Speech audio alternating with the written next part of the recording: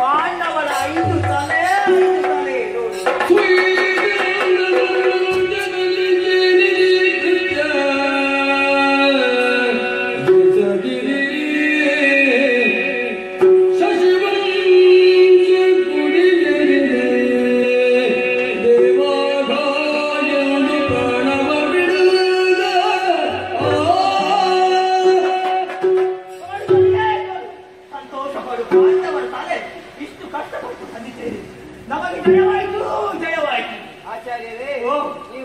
ಪಾಂಡವರ ತಲೆ ಅಲ್ಲ, ಉಪ ಪಾಂಡವರ ತಲೆಯನ್ನು ತಂದಿದ್ದೀಯಾ?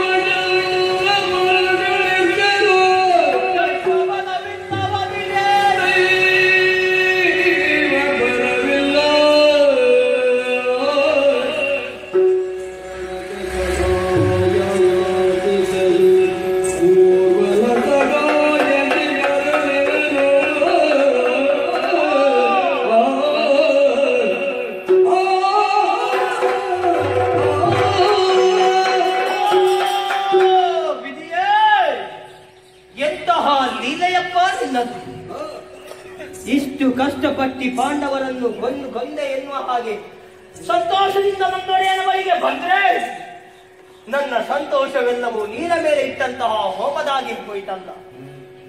ನಾನು ಕೊಂದದು ಉಪ ಪಾಂಡವರ ತಲೆ, ಪಾಂಡವರ ತಲೆಯಲ್ಲ, ಉಪ ಪಾಂಡವರ ತಲೆ. ಹಾಗಾದ್ರೆ ಪಾಂಡವರೆಲ್ಲಿದ್ದಾರೆ? ಪಾಂಡವರ ಶಿರಗಳೆಲ್ಲಿವೆ? ಅವರು ಎಲ್ಲಿರಬೇಕು, ಹೇಗಿರಬೇಕು, ಅಲ್ಲಿಯೇ ಇದ್ದಾರೆ. ಹಾಗಾದರೆ ಇದಕ್ಕೆ ಕಾರಣ ಏನು? ಅವನ ಅನುಗ್ರಹ. ಹರಿಯು ಪುತ್ರಿ ತನಯರನ್ನು ರಕ್ಷಿಸುವ ದಿಟ. ನನ್ನ ಪ್ರಾಣದಂತೆ ಕಾಪಾಡುತ್ತೇನೆ. ಒಂದೇ ಒಂದು ಗಾಯ ನೋವು ಆಗದಂತೆ ಪಾಂಡವರನ್ನು ನಾನು ಕಾಪಾಡುತ್ತೇನೆ, ರಕ್ಷಿಸುತ್ತೇನೆ ಎನ್ನುವ ಹಾಗೆ ಭಾಷೆ ತೊಟ್ಟವ ಭಗವಾನ್ ಶ್ರೀಕೃಷ್ಣ ಪರಮಾತ್ಮನಿದ್ದಾನೆ. ಹಾಗಾದರೆ ಏನು ಮಾಡೋಣ ಹೇಳಿ? ನನ್ನೊಡೆಯ ಏನು ಸಾಮಾನ್ಯನೇ? ಅಸಾಮಾನ್ಯ ವ್ಯಕ್ತಿತ್ವವುಳ್ಳಂತಹ ಕೌರವೇಶ್ವರ. ಎಷ್ಟಿದ್ದಲ್ಲಿ ಏನು? ಜನಬಲ, ಸೇನಾಬಲ, ಎಲ್ಲ ಬಲವೂ ಇದ್ದರು ಇವನಿಗೆ ದೇವರ ಬಲವೇ ಇಲ್ಲ, ದೈವ ಬಲವೇ ಇಲ್ಲ. ಆ ಪಾಂಡವರಿಗೆ ದೈವ ಬಲ, ಬೇರೆ ಯಾವ ಬಲ ಇಲ್ಲದಿದ್ದರೂ ದೈವ ಬಲವನ್ನು ಎಷ್ಟು ಬೇಕು ಅಷ್ಟು. ಹಾಗಾದ್ರೆ ಇಂದಿನ ದಿವಸ ಅವನು ಬದುಕೊಳಿದಿದ್ದಾನೆ. ನಾನು ಬಂದದ್ದು ಉಪ ಪಾಂಡವರ ತಲೆ. ಆದ್ರೆ ನನ್ನ ಭಾಷೆ ವ್ಯರ್ಥ ಆಗಬಾರದು. ನಾನು ಕೈಗೊಂಡಂತಹ ಕಾರ್ಯ ಅರ್ಧಕ್ಕೆ ನಿಲ್ಲಿಸಬಾರದು. ಪಾಂಡವರು ಸಿಗದಿದ್ದರೆ ಏನಂತೆ? ಅವರ ಮೂಲ ಬೇಕಲ್ಲ.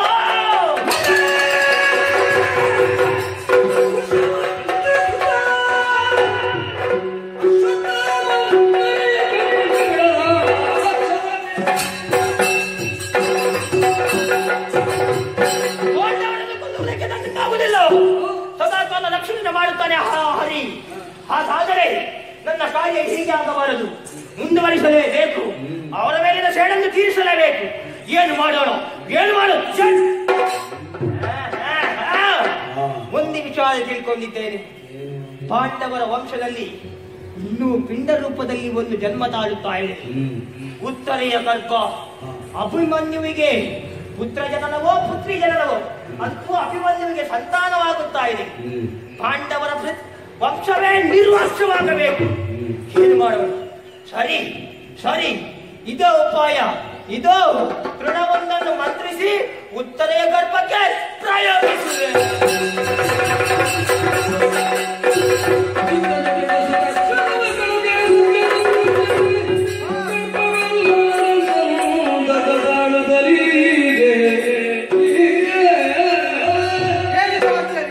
ಪಾಂಡವರ ವಂಶವನ್ನು ನಿರ್ವಂಶ ಮಾಡುವುದಕ್ಕೆ ಬೇಕಾಗಿ ಗುರುಪುತ್ರ ಅಶ್ವತ್ಥಾಮ ದರ್ಭೆಯನ್ನು ಮಂತ್ರಿಸಿ ಬ್ರಹ್ಮಾಸ್ತ್ರಕ್ಕೆ ಜೋಡಿಸಿ ಉತ್ತರೆಯ ಗರ್ಭಕ್ಕಾಗಿ ಪ್ರಯೋಗಿಸಿದ್ದಾನೆ. ಬಿಡುವುದಿಲ್ಲ, ಹಿಡಿದಿದ್ದೇನೆ ಸುದರ್ಶನ.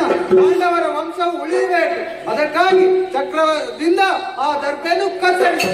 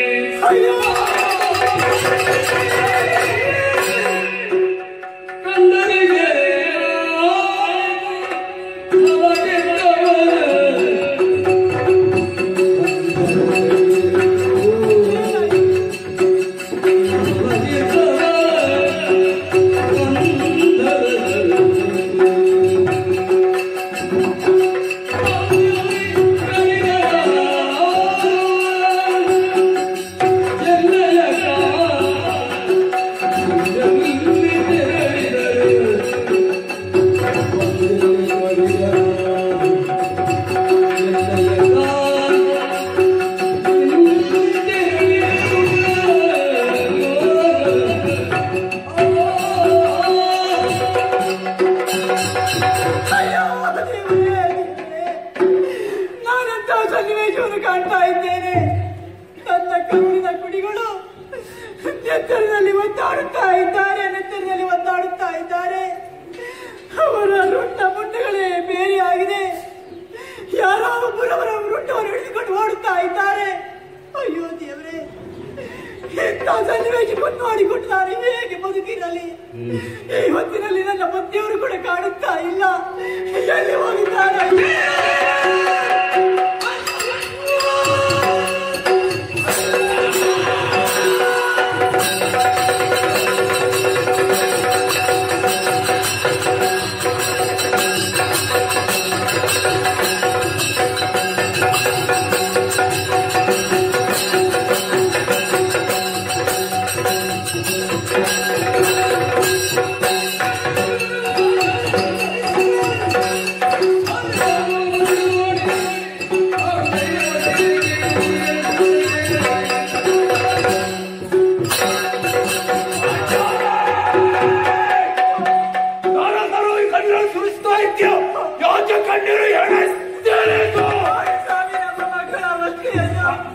ಅವರ ಮುಟ್ಟವನ್ನೇ ಕಡಿದುಕೊಂಡು ಓಡುತ್ತಾ ಇದ್ದಾರೆ.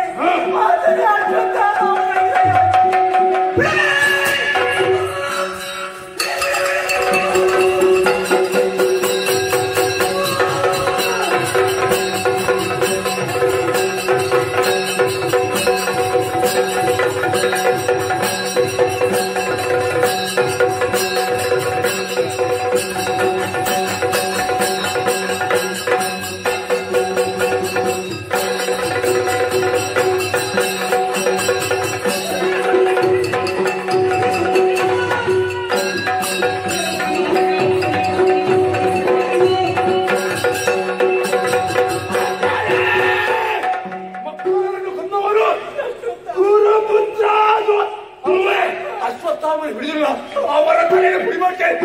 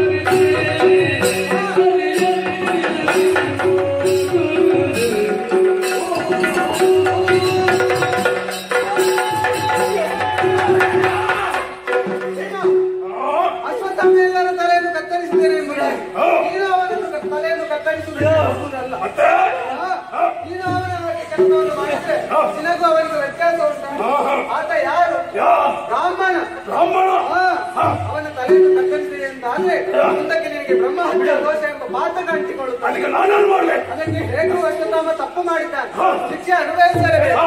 ಅದಕ್ಕೊಂದು ಉಪಾಯ ಉಂಟು. ಅಯ್ಯ ಕಾಣ್ತಾ ಇದೆ ರತ್ನದಲ್ಲಿ ಒಂದು ಸಿಕ್ಕೆ.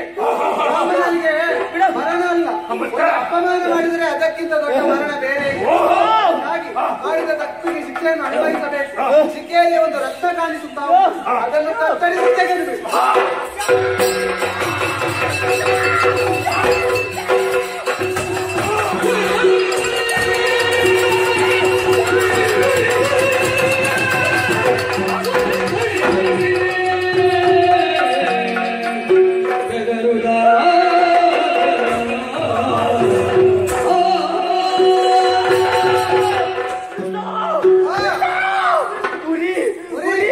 ತಡೆಯಕ್ಕಾಗುದಿಲ್ಲ ಕೃಷ್ಣ.